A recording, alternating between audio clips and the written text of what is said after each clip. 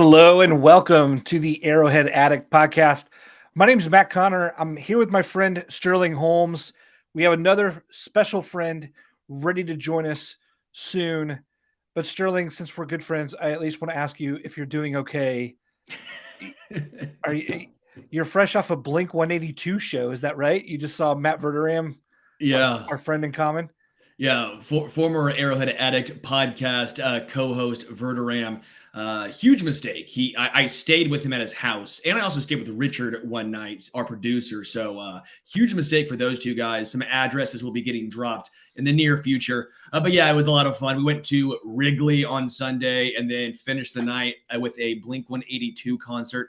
Felt like I was in high school again. And then I realized I'm trying to jump around. I go, nope, my back says I am not in high school anymore. But it was a lot of fun, man. It was a great time. Well, good. Glad you had a good time. You had a lot more fun than I did. You covered all the small things. Tonight we're covering all the big things with our friend Tim Grunhard. Look, man, this guy was literally the center of attention for like all the prime years I'm watching Chiefs football. Few people know the sort of long-term success. We're anxious to have him on. I'm talking about him like he's not here, but he's right here. Might as well bring him right in. Our friend Tim Grunhard is here. Tim, thanks so much for joining the show. It's great to be on with you guys, Matt and Sterling. I'm jealous you were at Wrigley. That's one of my favorite places in the whole world to be. Growing up on the south side of Chicago, but was a Cub fan. So, I had a lot of fights. Maybe one of the reasons why I made it to the NFL is because of the abuse I took from the south side as being a Cub fan. But Wrigley's a great place, and the Blink, 182? Probably a little bit past my time. Maybe more the Who and the Doors and that kind of stuff. But Wrigley certainly is in my wheelhouse, so I'm pretty jealous about that. Yeah, it was a great time. First time ever going. It's just in a neighborhood. You're just walking, and all of a sudden you're like, that's the stadium. I'm going to walk in right now. It's great. A lot of bars around there, which, of course, I had to partake. I had to partake in a bar or two, but it was really cool. My first time, Tim, by the way, at Wrigley Field, I'm sitting in the bleachers, which is probably not a good thing to do at first. And so suddenly left field starts chanting, right field sucks. And I was like, are they talking about the Mets outfielder? And then they're all looking at us, like in right field. And I'm like, well, wait, what's going on? And then the fans all around me start chanting, left field sucks. And then it was just Cub fans against Cub fans. I mean, it was pretty miserable at the time, the franchise was. So they all just turned on each other, and then there were like brawls that broke out. I've never seen anything like it in a home crowd. Matt, that happened in a huddle with the Chiefs. We used to say the left side sucks, the right side sucks. As a center, I agreed with both and disagreed with both. So the right side sucks, left side sucks. Yeah, so next time, sit in center field. You don't have to deal with all that crap. So, but it's a rowdy crowd. It's a lot of fun. It reminds me a little bit of Arrowhead. The people are just in it. They go to all the games, even when the Cubs stink, and and that's most of the time. The Chiefs have been doing great of late, but the fan base in Chicago for the Cubs, it reminds me a lot of the fan base for the Kansas City Chiefs. They're always there. They dress up in the colors, and they just have a blast. So, it's kind of a neat deal for anybody to get to Wrigley Field. I think if you have a bucket list, Wrigley Field's got to be on it. And if you've never been to Arrowhead, which I'm sure that 99.9% of the people that are watching this podcast have been there, but if you're that 0.1%, you got to get to Arrowhead and experience that. That's certainly a bucket list too. With Kansas City hosting the draft, all eyes were here. It was great. I love I keep calling it was a celebration of Kansas City. Not just the Chiefs, not just the Super Bowl, obviously, but having it at Union Station. All eyes were on Kansas City. For me, growing up here, living here, that's so fun. We understand how awesome Kansas City is, but seeing everyone understand and take in the amazing views and the city itself was so cool.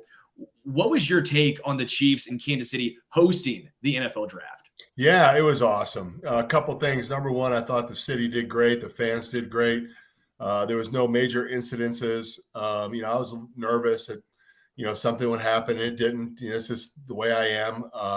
And it was great. The fans did a wonderful job of representing, making people feel welcome. Even Raider fans, I guess, felt semi-welcome in Kansas City. Number two, the NFL does a great job of the production. They did a wonderful job. They used all of the things that were available at Union Station and the World War I Memorial to emphasize the lights, the celebration, all the infrastructure. It was really, really cool. So congratulations to the NFL. And then, lastly, I was really proud of a group of the Kansas City Chiefs and even the current players. A lot of guys made it a point of emphasis to get down there and do some events. I probably did 5 or 6 or 7 different events that surrounded the draft. And I was at one event at a 2000 grand it was a local KC 23 party. And these guys from Iowa came in. And this was Wednesday, probably about 3 or 4 o'clock. It wasn't very crowded, but they said, hey, we came down. This is what we do. We go to all the different drafts. And I thought that was pretty cool. They've been to, I think, 5 or 6 or 7 in a row. And they said, we're really excited to see what Kansas City's going to offer. So I was telling them, hey, go to this thing, go to that thing. And then we had a party on Saturday night with the Kansas City Chiefs ambassador and third and long that had CeeLo Green and Blaine Howard and Uncle Cracker there. I said, guys, you got to end your experience in Kansas City with this event. There's probably going to be 25 or 30 ex-Kansas City Chief players there. It's going to be a lot of fun. So they showed up. And by the end of it, the beginning of it, they're like, yeah, Nashville, Kansas City, we kind of like Nashville a little bit better. But Kansas City was right there. And then by the end, we got them. We said, you got to hang out with 30 Kansas City Chiefs ex-players. You got to see Uncle Cracker, CeeLo Green. You got to hang out at Harrah's with us, have a great time, open bar, all this stuff. And they said, you know what? You guys won. So Kansas City, we won the battle over Nashville. Man, that wasn't easy to do. Nashville had like 600,000 people down there. We had, some people were saying near 400,000 people, but we certainly represented. So great job to Kansas City.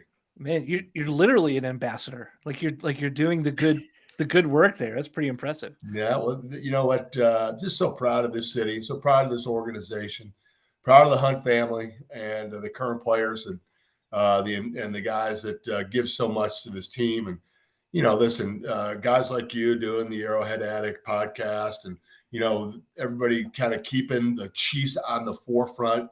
On the front page of sports here in Kansas City. It's really important. It's important to the Hunt family. It's important to the Chiefs organization.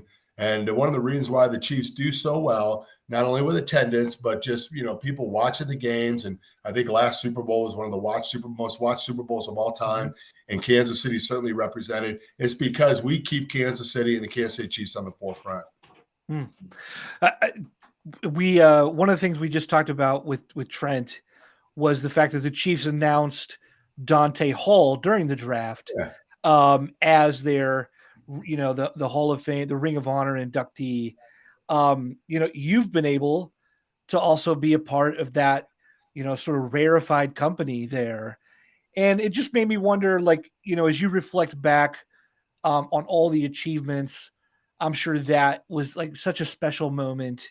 I was hoping that you could kind of talk about that, when you learned that was going to happen, how the whole journey was for you. And then what do you think that's going to mean for Dante as he goes forward? Well, the journey started about 33 years ago when I was drafted by the Kansas City Chiefs in the second round, 40th pick. Carl called and talked to Marty, talked to Carl, talked to Lamar, talked to Howard, the offensive line coach. And then Marty got back on the phone and said, hey, listen, we want you to come in tomorrow, I was like, wow, that's pretty quick, to a Red Coater dinner. And flew in for the dinner. And part of the experience was Carl showed me around the stadium. So we walked through all the offices, went to the weight room, which was in the stadium at that time, and then went on the field. And I kind of looked up and I saw the names that were on the ring above. And I kind of pointed up. I said, wow, that's pretty cool. What's that all about? And he goes, those are our Hall of Famers. That's our Ring of Fame.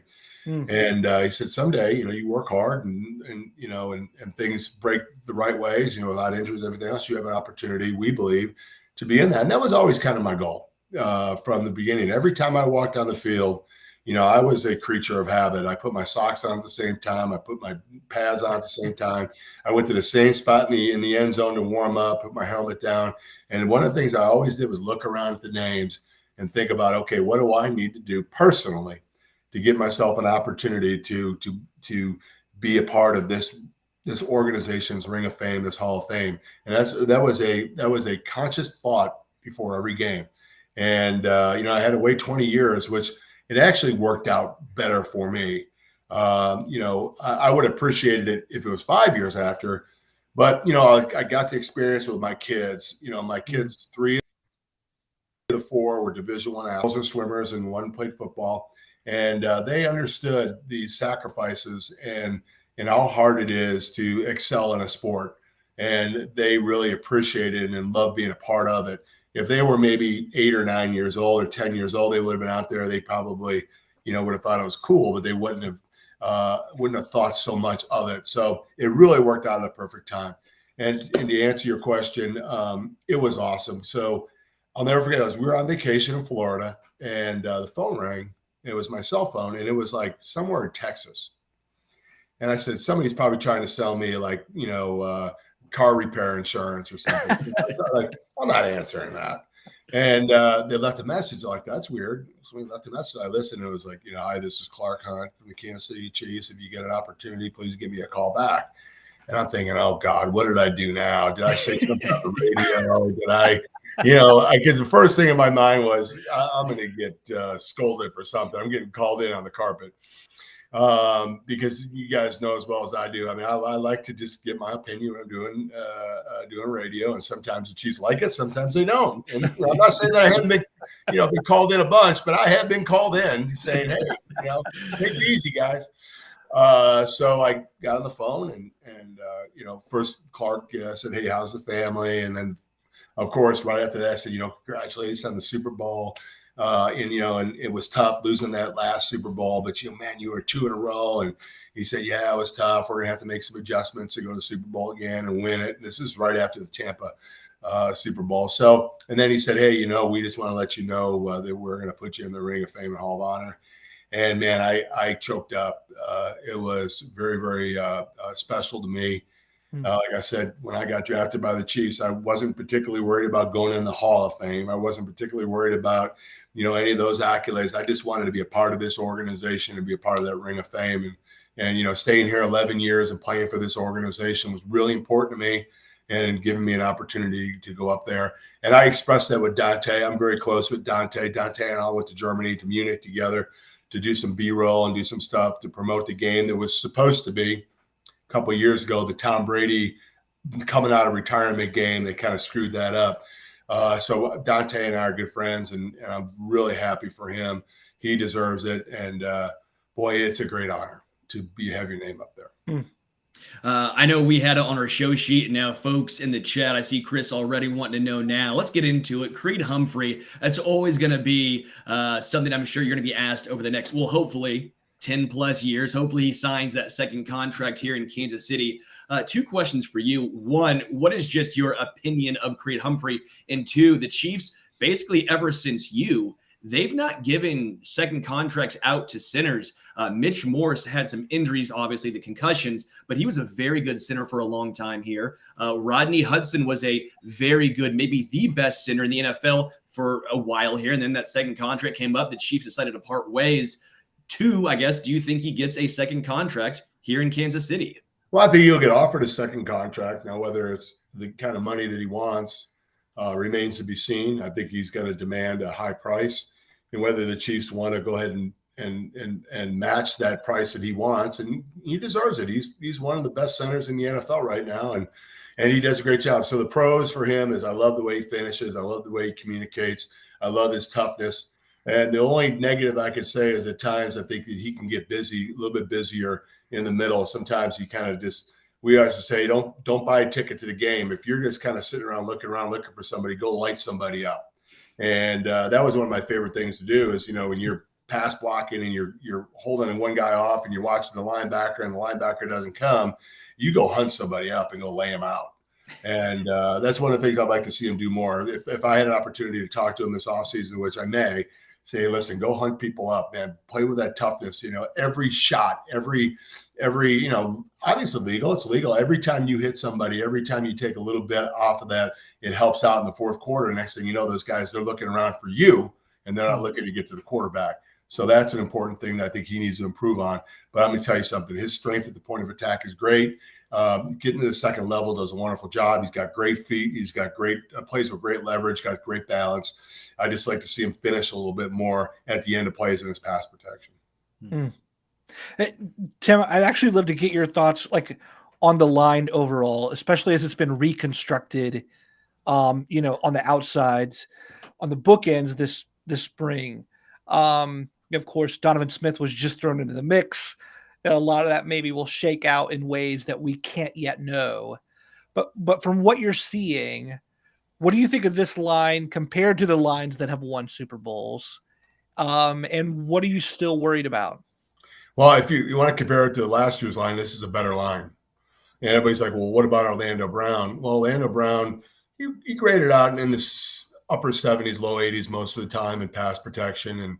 And then, with his run blocking, he was one of the better run blockers. The Orlando Brown thing was never going to happen. Orlando Brown wanted a lot of money. The Chiefs didn't see the value in giving him number one or number two money. It just wasn't going to happen. That doesn't mean that one part of the equation was wrong and the other part was right. It just wasn't going to happen. So Orlando Brown being here in Kansas City, and all indications are he's a great leader in that room. He was great in Kansas City. We wish him well until he plays the Kansas City Chiefs with the Bengal team, which we don't like very well. So they went out and they got Juwan Taylor, and so I just kind of on a whim called up the orthopedic doctor for the Jacksonville Jaguars, who I know very, very well. Why I know orthopedic doctors so well, I don't know, but I do know a bunch of them. And I said, hey, tell me about this Taylor guy that's coming here to Kansas City, because I really don't. I know him a little bit. He's a really nice guy. But so he said, one of the guys who was involved with his draft, who's an offensive coordinator, is no longer with the organization. He's coaching in the USFL. I think he's one of the head coaches in the USFL now. Said, hey, give him a call. And I was like, I'm not going to call him. And lo and behold, like a day later, the guy calls me. He says, hey, I heard you want to talk about Juwan Taylor.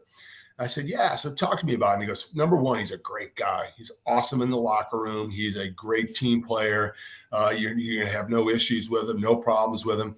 Number two, he is very, very physical. He's got some athleticism to him. You guys are going to love him. We hated to see him go. And I said, what about left tackle? And the guy said, I don't see it. I said, what do you mean? He goes, he's just not a left tackle. You know what? We looked at it a little bit when we drafted him and everything else, but he just fits. He is a prototypical right tackle.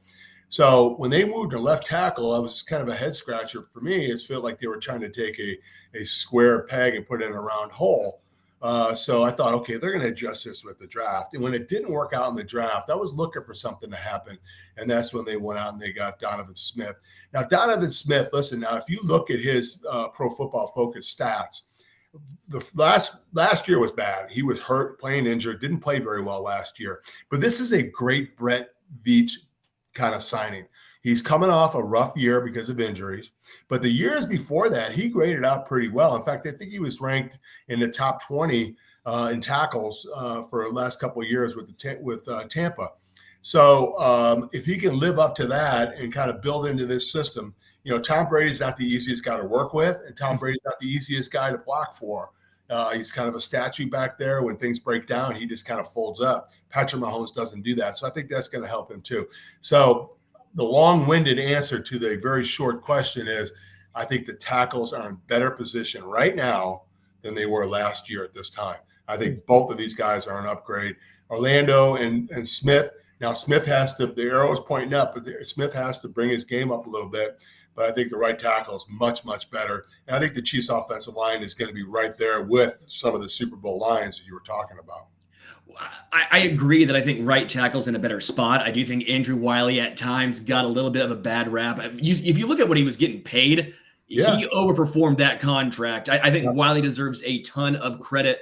I guess my concern here, and obviously it's a sunk cost at this point, the deal is done. You now have Juwan Taylor as the highest paid right tackle in football. That gives me a little bit of concern. And when it comes to left tackle, I'm with you on Donovan Smith. The years before last year, he was a very good left tackle, very solid. But you can make the case, and I'm trying to do it myself. Last year, the entire Tampa Bay Buccaneers offensive line was decimated with injury. When you saw Orlando Brown Jr. last year, his worst games were when Joe Thuney was gone. Eric Fisher had a lot of trouble here when there was the revolving door at left guard. The no continuous players playing alongside him obviously brings everyone else's game down. You don't know what he's going to do. You think you do, but you don't always do. You like having that sort of that gel on the offensive line. I don't get why people are acting like Orlando Brown Jr. was, I'm not saying you are by any means, but some fans acting like Orlando Brown Jr. was some bum, and all of a sudden, Donovan Smith is this massive upgrade at left tackle. I don't know if I see that. It feels like people understand he wanted that money. He wasn't going to get that money. But then you look at what he signed for the Bengals with, and I'm personally sitting here saying, well, if he was going to sign for Kansas City for that, I would have made that deal. Yeah, and you know what? And it's a funny deal because the people that I've talked to, for one reason or another, it just wasn't going to happen here in Kansas City. And I've talked to some of the coaches and some of the people out there, and he expected a certain amount from Kansas City, and they weren't going to get there, so he had to go somewhere else. And you're exactly right; he didn't get paid what he thought he was going to get paid. But the thing about this Donovan Smith deal is that if Donovan Smith would have had the years of the past, not last year, but the last couple of years before that, they wouldn't have been able to afford him either, because he was going to get paid a bunch. So he had a down year, and it was Brett Veach went out and found a guy that had a down year, and for a lot of reasons. Number one, he was injured. Number two, there's a bunch of guys around there injured. It was kind of a piecemeal offensive line. Number three, Tom Brady. Listen, let's face it, Tom Brady probably should not have come back. He was very, very limited what he could do back there. So there was a lot of check marks that were put in the column of crappy for Donovan Smith out there. So if he can go to an offensive line that, with Thuney and with Smith and with Humphreys and now with Taylor, I mean, you look at this offensive line, it's a pretty solid offensive line. The one thing that Orlando Brown struggled with, and it'll be interesting to see what Donovan Smith does, is Orlando Brown did not match up well against AFC West defensive ends. He just didn't. I think he's in a great spot. I think he matches up pretty well with the guys in the AFC North. You look at Crosby and you look at Bosa and you look at the guys that they have at the defensive ends. They're very athletic. They play with great leverage. And one of the things that the knock against Orlando Brown, and if he was on this podcast, he'd probably admit to it too.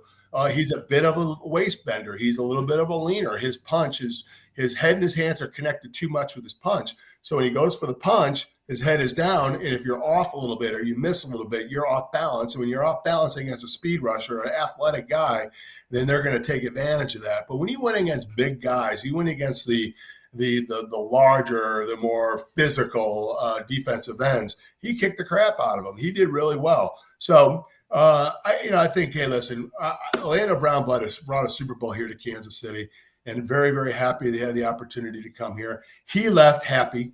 The Chiefs, they left. They're happy that he came. So sometimes things like this happen, and I wouldn't be surprised if Donovan Smith is a one-year guy too. He has a really good year this year, with all indications are that Andy Heck and this offensive line, they do a really good job scheming, a good job with Patrick Mahomes back there to making the offensive line right. That he's going to have a good year, and they may not be able to afford him next year either. But they couldn't get somebody in the draft; it didn't work out, and they needed to find a guy who is a proven left tackle. And I was telling you right now, Taylor was not that guy. Hey, let's talk about the future of the line, since we have you here and we're talking, this place so well. Like, some people wonder if Joe Thuney is maybe going to turn into someone too expensive. You talk about a major expense at guard, interior lines, typically not where teams spend, so heavily. And yet earlier we're talking about the benefits of playing next to a guy like Thuney and having that elevate your own game. What do you think is going to happen there?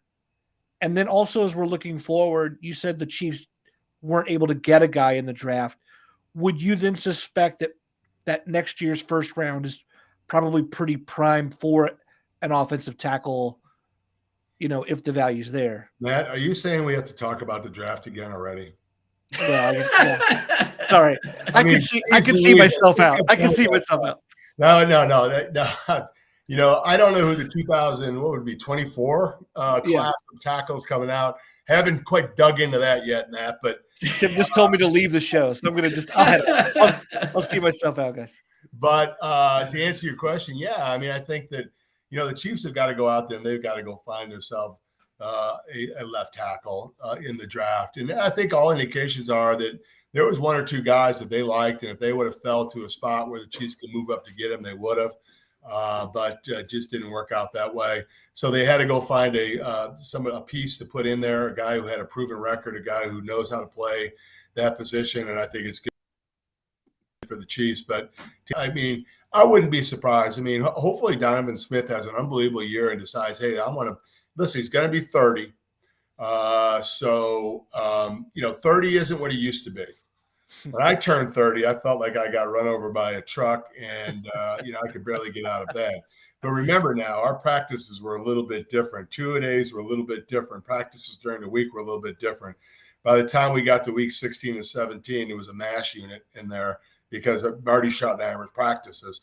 They don't do it that way anymore. So I think the new 30 is probably 34.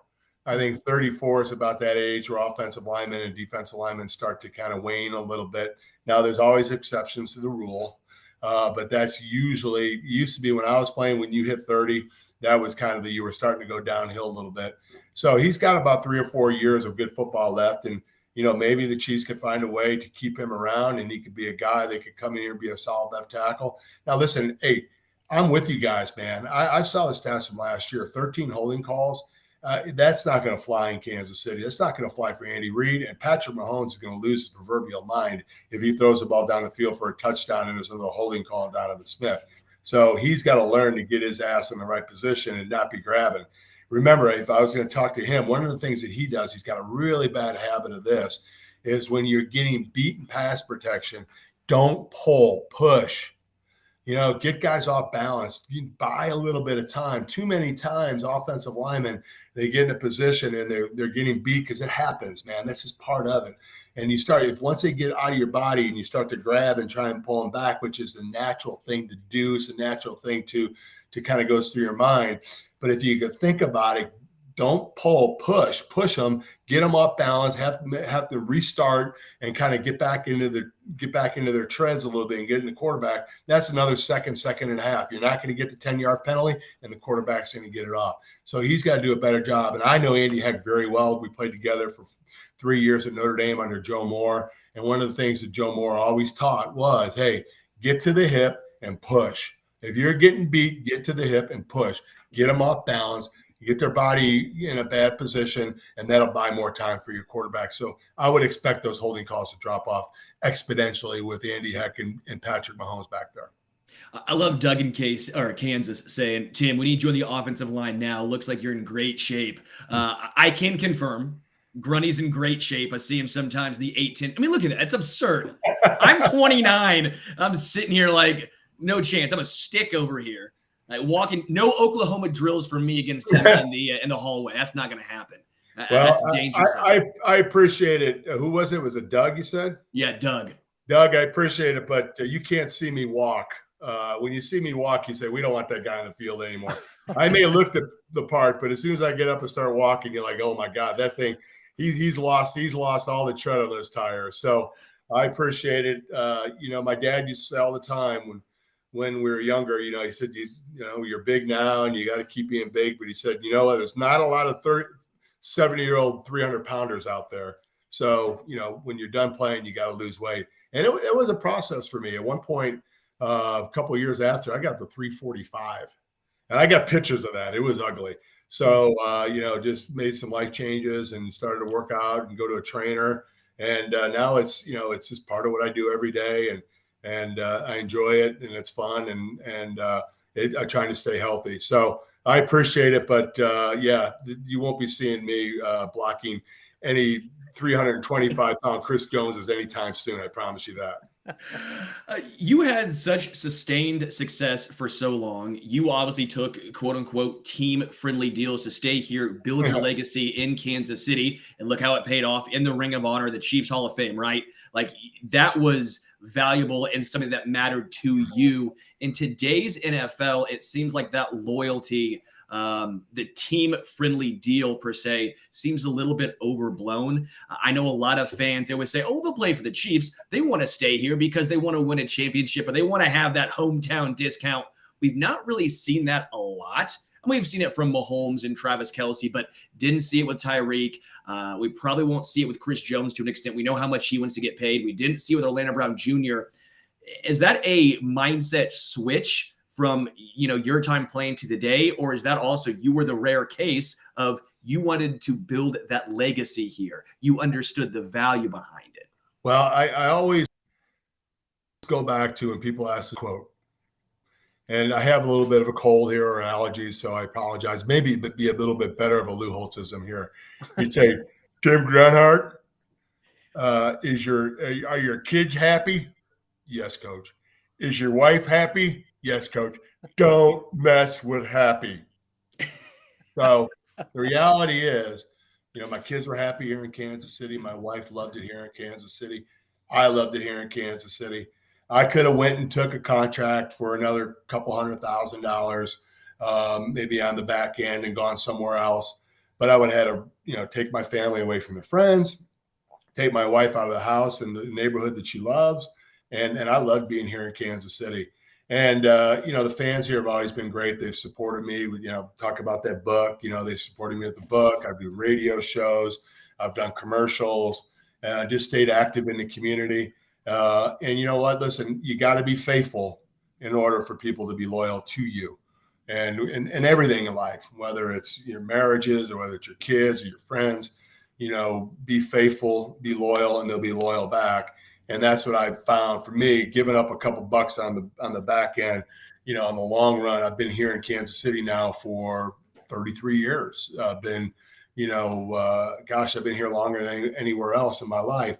And this is my home. And, if I would have left and then, led somewhere else for 5 or 6 years and come back, I'm not sure if my relationship would have been the same as it is now with Kansas City and the people at Kansas City and the fans of the Kansas City Chiefs and the media of the Kansas City Chiefs. Have built great relationships and business relationships. And for me, in the long run, that paid off in tenfold. So, but to answer your question, no, you're not going to see that. The way the contracts are, the way the salary cap is, the way that agents are. Remember, everybody out there, I don't know how many of you guys out there are watching this are going to sign an agent anytime soon, but the agent works for you. You don't work for the agent. And too many times young guys think they're working for the agent, and the agent's going to tell me, listen, you tell the agent to pound stand. I'm staying here in Kansas City. And that's what I did. Hey, one more for you here, Tim. Sterling brought up the sustained success. I'm looking and it occurs to me that the least amount of wins you ever had in a year was 7. Like there was never a total bottoming out. And maybe before Andy Reid arrives, maybe your stretch of success would have been considered, the most successful, long-term era of the franchise. It occurred to me that few people could really speak to what it takes, when you were with Marty, with those teams that had that sustained run of success, playoff contention, those expectations.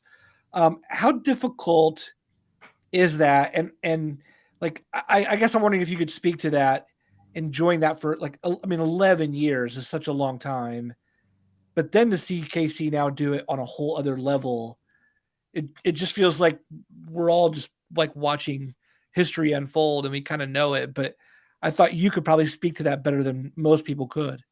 Yeah, Matt, that's a great question. And listen, we had some unbelievable success in the 90s. I think we won 100 and some games. And I think it was either the second most by a franchise in the 90s. I think maybe the 49ers were number 1. We were number 2. So we had a very successful run in the 90s. But we never won a Super Bowl. And there's a lot of reasons for that. We can go through a lot of guesses and hypotheses on why that happened. But the reality is we just didn't get it done. But just like you guys do, I don't know if you have any nephews or little brothers or people in the family that you go out and you watch them play baseball, you watch them play football or basketball, and you're sitting there and you're just so proud, your chest is pumped up, and you're so happy for them that they're having success. And that's the way we feel. I wasn't sure how I would feel. Maybe the first couple of years out, I was like, gosh, if the Chiefs go win the Super Bowl now, I'm going to be pissed. Right? I played 11 years, and then all of a sudden I retire, and Dick Vermeil comes in, and they're just scoring points left and right. And I go, if they go to the Super Bowl and win, I'm going to be pissed. But I will tell you that that mindset changed. Maybe just got a little bit older, but I'm just so proud of these guys. We call them our little brothers. I mean, we're out there watching them play and watching them compete, and the way they carry themselves in the community and the way they do the right things around town, and the way that they played is awesome. It's like watching your little brother go out there and play, and we're just as proud, and we live vicariously through them. And Sterling and Matt, the cool thing is too, now that being a Kansas Chiefs ambassadors, we get a beat up to get these Super Bowl rings anymore. So my second one's coming in the mail here fairly soon. Got number one, get number two. So keep on winning, guys. I appreciate the Super Bowl ring. That's incredible. By the way, make sure you guys go out and get View from the Center, a book by Tim Grunhard. Not only is he Chiefs Hall of Famer, he's now an author. And if you want more stories, honestly, the stories in here are incredible. It also kind of details and outlines the relationship that your era of Kansas City, the relationship you guys basically created and started and still continuously have with the fans. You guys basically brought back Chiefs Kingdom. You guys started the Chiefs Kingdom, if you will. It's a really cool book. The stories in there are extremely, extremely fun. I talk to Nick Lowry pretty much once or twice a week, and I've yet to bring up the snowball incident yet with him. That's in here. I don't know what your thoughts are on that. Should I bring that up to him? Does he like that story? Is that one? Okay. It doesn't matter whether he likes it or not. It'd be better if he didn't. Right? It's fun to push Nick's buttons. I'll tell you that. I love Nick, but I love pushing his buttons too. But yeah, Sterling, you're exactly right, man. One of the reasons why I wrote this book, not only to tell stories about the Kansas City Chiefs games and tell stories about players and relationships, but more importantly than that, it was about the relationship that was built in the 90s between the fans and the players. And that was really important. And it was a point of emphasis from Carl Peterson and Lamar Hunt and Marty Schottenheimer, to go out and do radio shows, to go to hospitals, to go to high schools, to go doing events. Some of the stuff that, quite frankly, guys just can't do this in this day and age for one reason or another, whether it's security or whether it's cell phones, whether it's videos and all that kind of stuff. I mean, I'll tell you what, if they had cell phones back in the day in the levee, I probably wouldn't have lasted 3 years in the league because we had some crazy times there. And the fans were all part of it. You know what? And they were in on it too. We had a wonderful time, and everybody took care of each other, and nobody ever said anything. So we had an unbelievable time. And people always talk about Arrowhead as a college-like atmosphere. You guys have heard that before. Wow, it's like a college-like atmosphere. And people often say that it's because it's really loud and people wear the colors of the team, because that's, kind of what colleges do. But it goes so much deeper than that. And the reason why it goes deeper than that was one of the things that we tried to do is we tried to build a personal relationship with the fans through those things. So when they went to the game on Sunday, they said, yeah, we were with Grunny and Derek at the levee on Thursday. We're hanging out with him. They're great guys. And they fell in love with us, and we fell in love with them. And, we tried to make eye contact as much as possible in the stands and share that our souls with them. And that's why, like when, get back to the college atmosphere, when you're walking around college at K-State or KU or MU or wherever, you see the quarterback going into the history class, or you see the offensive lineman in the cafeteria or whatever, and you get to see him, you say hello, maybe bump into him, maybe even sit next to him in class, and you build a relationship. And that's why college kids have such a, great fan base with the players, because they're classmates, right? I mean, let's face it, they're classmates. And one of the things we wanted that feel too, that they had personal ownership of this team. They had a personal relationship with the fans. And when they came out to the game, they felt like they were a part of it. So win, lose, or draw, they were always out there because those were our guys. And that's the way that they thought, and that's the way we thought. And that's why this fan base has been so great over the last 30 years is because of the relationships that were built in the 90s. So the foundation for what we're experiencing now is built in the 90s, where Patrick Mahomes and Travis Kelce and Chris Jones can hold up Lombardi trophies on that foundation. And that's why we love it so much. Love it. Love it. If you want those stories and more, check out Tim's book. We will put a link to where you can purchase it in the information section of wherever you're taking in this podcast or the streaming video. Tim, thanks so much for joining us today. We so appreciate you taking out the time. Yeah, you guys are great, man. Let's visit again during the football season and talk about some stuff. That'd be great. And we'll see if Creed Humphrey's listening to me and starts finishing some guys late and smashing them. We'll see if Donovan's pushing and not pulling, and we'll see if Andy gets those guys right, which I think he will. When I say Andy, I mean Andy Heck, because he's a great offensive line coach. Hey guys, thanks so much for having me on, and anytime. And you guys are great, and I can see why there's so many addicts in the Arrowhead Addict. You guys do a wonderful job. Thanks so much, Tim. Thanks again. Yeah. We'll for sure have him on during the regular season. What a great guy. Yeah, outstanding. I love that whole era. I mean, like, you know, it's like all the nostalgia for me, like having watched, beginning to end, that whole era. And I mean, I remember watching the draft that he was drafted, and then the whole thing. So yeah, just so cool that it's so cool to see him so active now. Yeah. But also such a testament, you know, we were talking about the great job that KC did during the draft, you know, that he would be like, he's a Chicago native, went to Notre Dame, could have easily settled back in the general region, Northern Indiana, you know, into Illinois.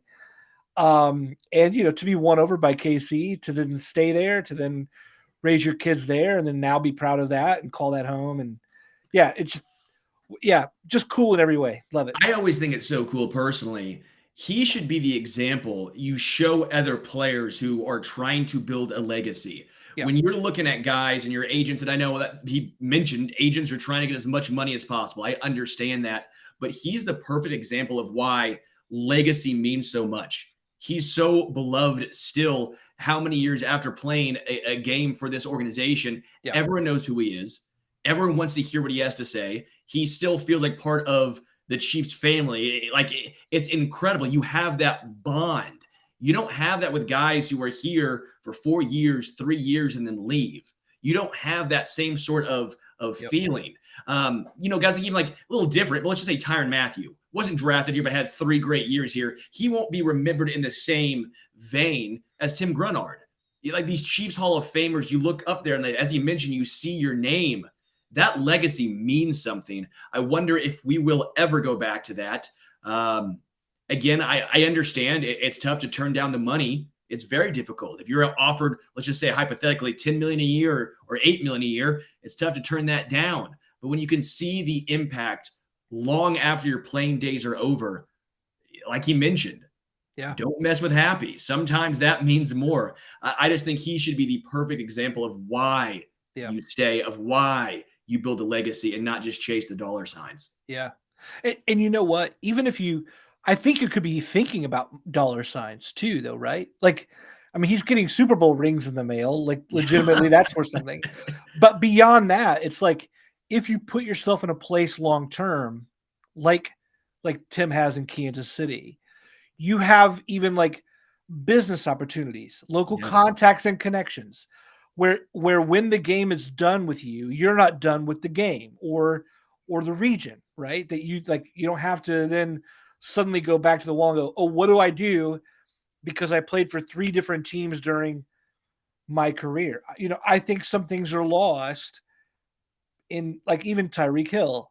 I think some things are lost when you end your career with maybe 3 years, 4 years in Miami, than if you'd spent 11 years, 10 years in Kansas City, despite how great those years were. So, I love him as that example. It was great to chat with him.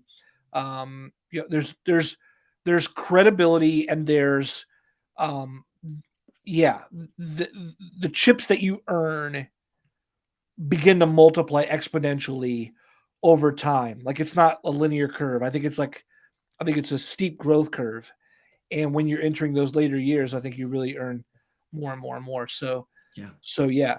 You brought up Tyrann Mathieu. It reminds me, like, how do you remember Tyrann Mathieu versus Dan Great years. versus Dan Sorensen, right? And I don't mean like talent wise, but I'm thinking, okay, 3 great years from Tyrann, great. We got a Super Bowl, but also a guy like John McGraw, who was always like a scrappy safety who barely made the team, but he made it for years on special teams.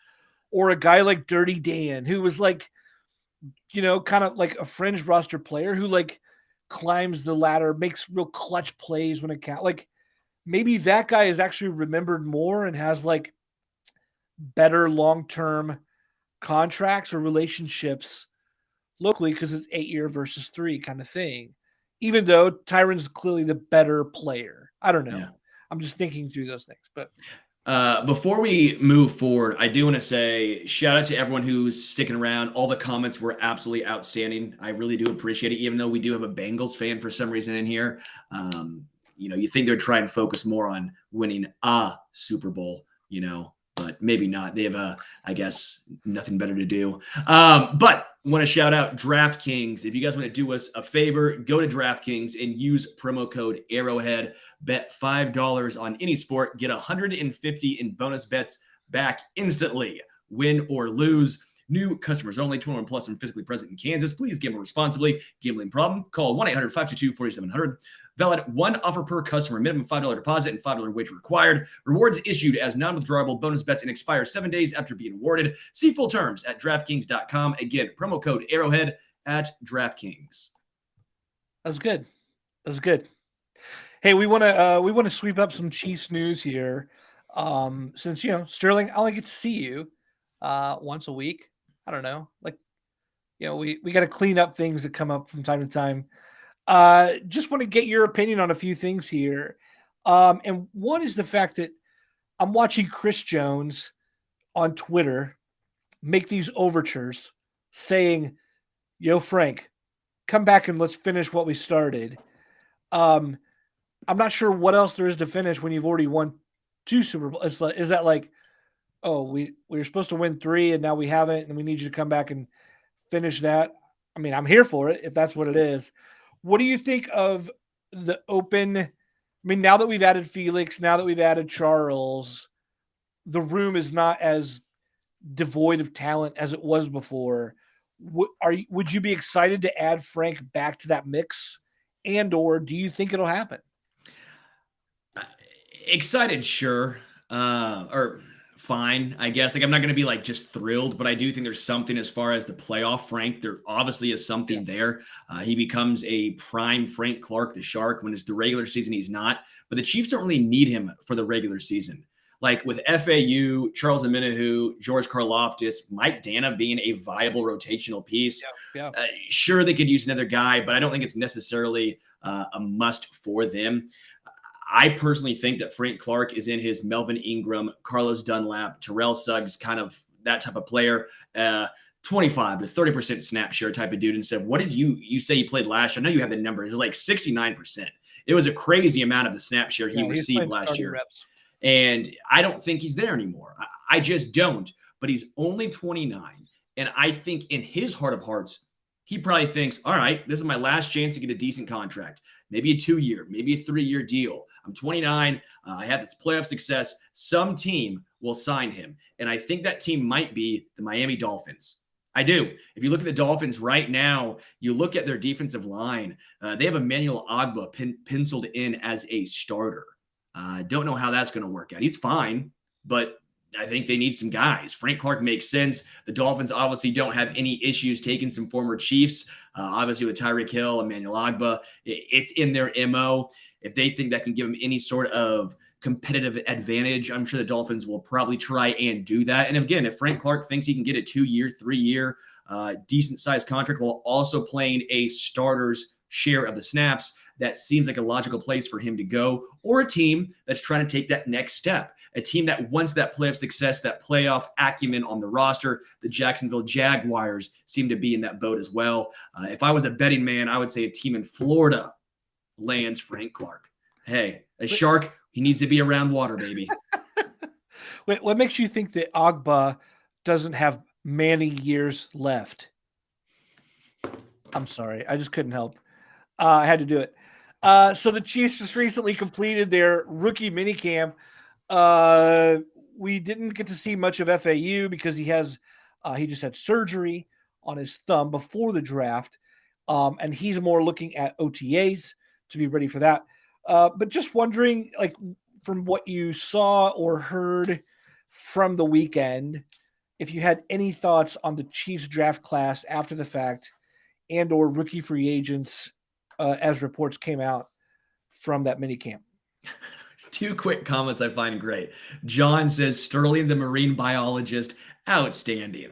I love that. Yeah, I would love to be a marine biologist. That'd be so bad. It'd be like, that is a fish, that's a shark, and now I'm going to die. Chris says, if I like mint juleps, I should grab a bottle of Old Forester mint julep bourbon. I'll try it. I've had Old Forester. I've had Old Forester in a mint julep, and I've had Old Forester in a mint julep down at the Kentucky Derby before. I didn't know they had their own mint julep bourbon. I don't know if they have flavored one. But Chris, good looks. I will take a look at that. When it comes to the draft and where they sit right now, I'm intrigued by the lack of pressure that's on them. I'm intrigued by they don't need any one of these guys to necessarily step up and be a starter. They don't need Wanya Morris to be the starting right tackle.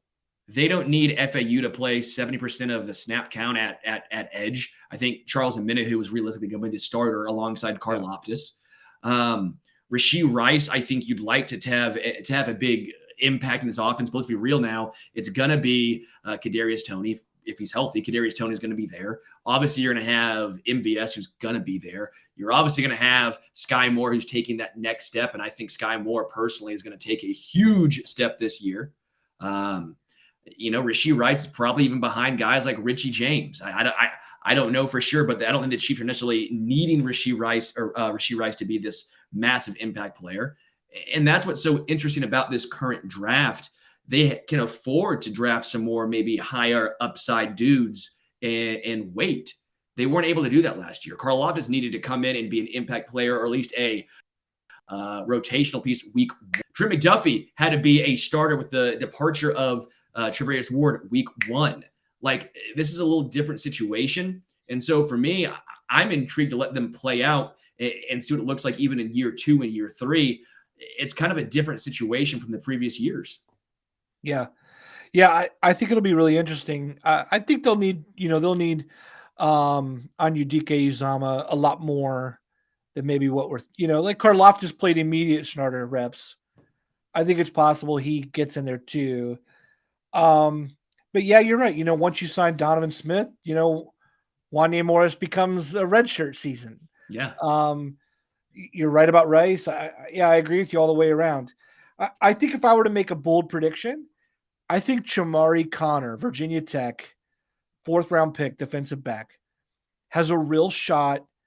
I think there's going to be real competition there with him and Mike Edwards, who's slotted to be the 3rd safety after a breakout season with the Buccaneers. Remember, Edwards was only playing in Tampa Bay because Antoine Winfield went down for the season.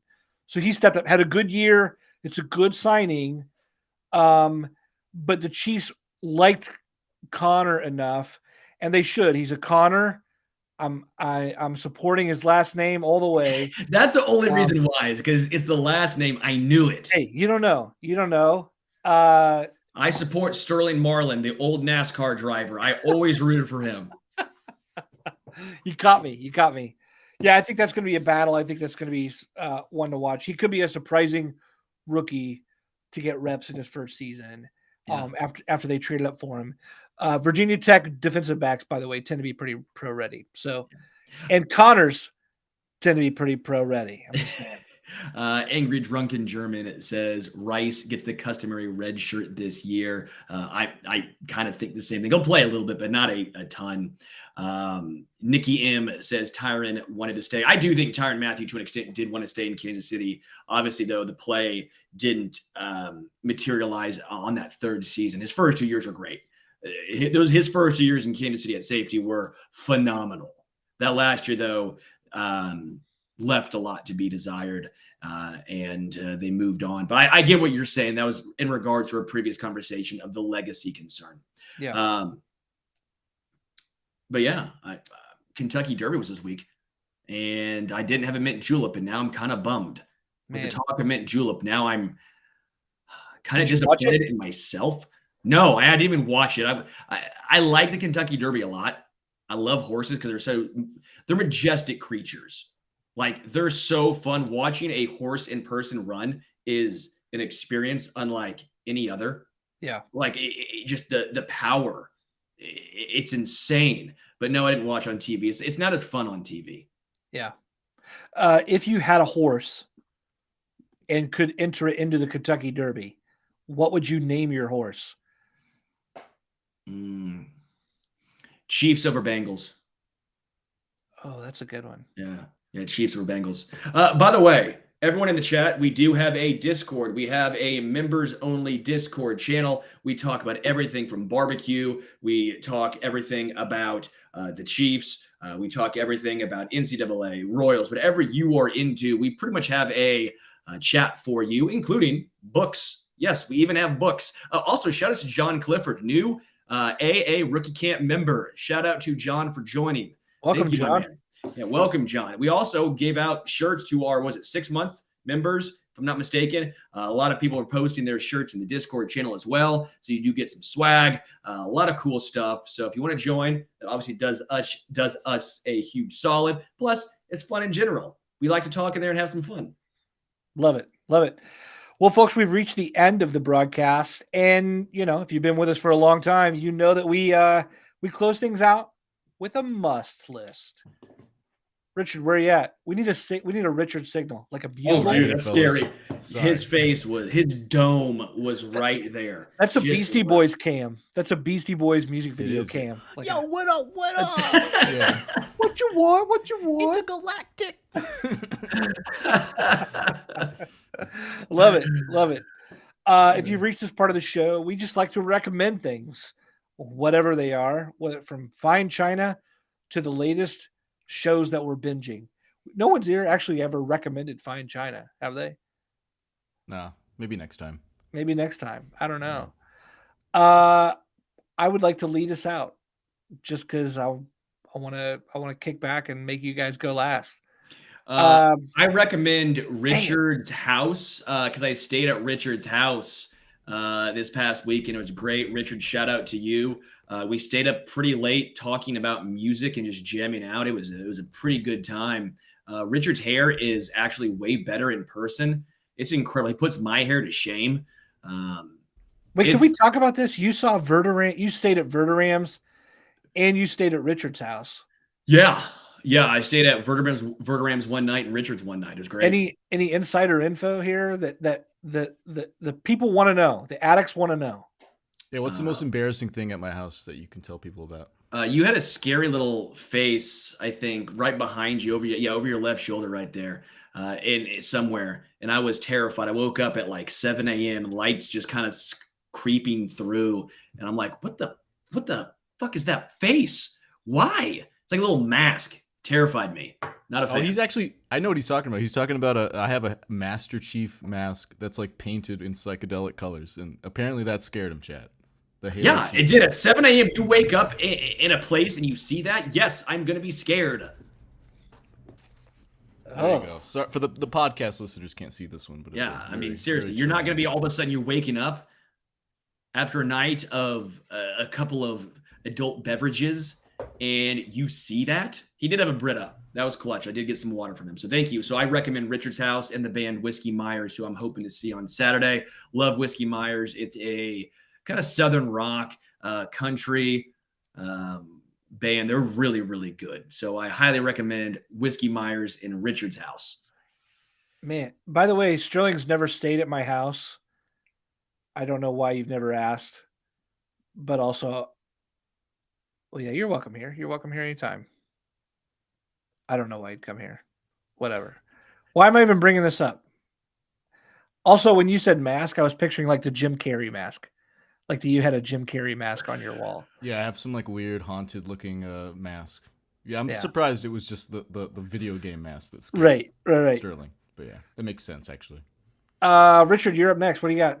All right, I'm gonna recommend a band I actually saw twice this weekend. That was not even I didn't do that on purpose. I saw them Saturday, and then they said we have a second night in Chicago, same venue, and I said what the hell? I'll take a date. And me and her saw it. This date I took never heard of the band, but she loved them. They're called the Lemon Twigs. They're really cool, kind of vintage sounding 70s rock pop rock band. I love to say they sound like Big Star. I had many people say they sound like Pet Sound era Beatles or Beach Boys, sorry, or the Who, early Who I've gotten that a lot. But yeah, really sweet sound. The kind of stuff you just get, you start having a few drinks and then you're just kind of like swaying in the crowd too. It's really fun. So the Lemon Twigs, and they got this new album. It just came out last week. It's called Everything Harmony. So check out the Lemon Twigs. I'll check that out. Nice, nice. Have you guys heard of the band Y Oak? No. Like what? Like WYE Oak. Not at all. Okay. Anyway, they're kind of like an indie, guy and girl, kind of an indie rock kind of thing going on for years. And anyway, the girl Jen Wassner, she went solo. She goes by Flock of Dimes, and it's like haunting, kind of indie pop kind of stuff. It's like so freaking beautiful. It's great. Anyway, I don't think Sterling would like it. Sterling likes either like, collecting drum heads and Yeah, I like Rush and Foo Fighters and Whiskey Myers. yeah, I don't think you would And like. I like everything though, man. Come on. I like Tool. Yeah, as Trish says, Tool. Tool's awesome. Tool kicks ass. I fuck with Tool. Sure. Yeah, man. Anyway, clearly we've reached the end of our show. It was better when Tim Grunhard was here. We really just we had the highest highs, and all of a sudden we're limping. I gave Tim my everything, and then I learned that Sterling's hanging out with everyone but me, and it just put me in a bad mood. And then here we are, folks. I'm sorry. I'm sour, but not toward you. You all are the best, even if Sterling doesn't want to be friends with me. Hopefully, you all will. My name's Matt Connor. We're here with Richard Durante and Sterling, not my friend Holmes. We will be here next week. Also, I'm going to be here later on this week, substituting for Patrick Allen. We'll have a couple guests on the show talking all about the Chiefs' schedule reveal on Thursday. Come hang out with us. But until then, as always, we appreciate you, and go Chiefs.